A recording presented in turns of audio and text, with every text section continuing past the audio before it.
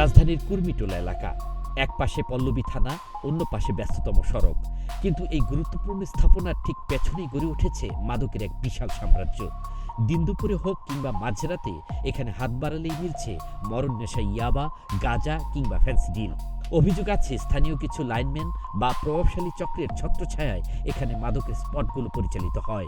কুর্মিটোলা ক্যাম্পের অলিগলিতেই চলছে এই মাদক কারবার।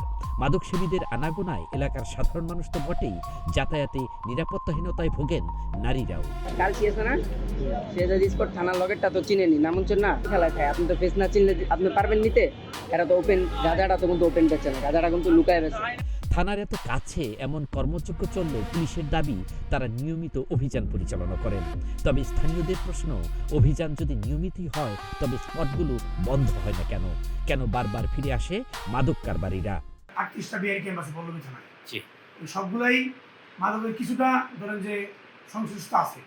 এই বিষয়ে আমাদের পুলিশের প্রতিনিয়ত অভিযান পরিচালনা হচ্ছে। বিশেষ করে ডিসি স্যার জয়েন করার পরে আমরা অভিযান জোরালো করেছি। প্রতিদিন আমরা অভিযান করি বিভিন্ন ক্যাম্পে, এবং আপনাদের জানতে পারবেন লাস্ট 10-15 দিন আমাদের দেখবেন প্রতিদিন 20 থেকে 25 জনের মধ্যে অ্যাভারেজ অ্যারেস্ট আছে।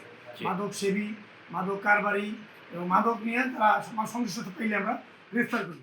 কেবল লোক দেখানো গ্রেপ্তার নয়, বরং মাদকের এই স্বর্গরাজ্য চিরতরে ঘুরিয়ে দেওয়ার দাবি স্থানীয় এলাকাবাসীর।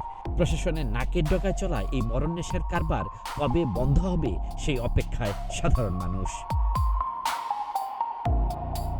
তবে পুলিশ জানিয়েছে কুর্মিটোলা ক্যাম্পের অন্যতম মাদক সম্রাজ্ঞী শাহজাদি, তার স্বামী মোহাম্মদ ইসলাম সহ বেলি নামক অপর এক মাদক কারবারিকে গ্রেপ্তার করেছে পল্লবী থানা পুলিশ। থানার সীমানা প্রাচীর যেখানে শেষ, ঠিক সেখান থেকেই শুরু হয় মাদকের অন্ধকার জগৎ। আইনের রক্ষক আর অপরাধীদের এই সহাবস্থান দূর করতে কার্যকর ব্যবস্থা নেওয়ার এখনই সময়। আল মাসুদ নয়ন, নাগরিক প্রতিদিন।